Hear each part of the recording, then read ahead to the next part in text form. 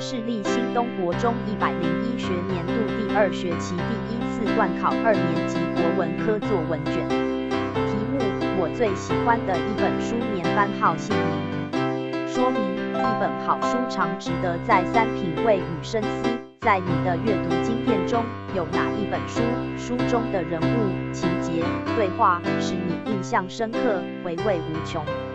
请写出一篇符合下列要求的文章：一、选择一本你最喜欢的书为题材；二、概述书中大意，细写使你印象深刻的片段；三、阐述从中得到的体悟，说明感想与收获。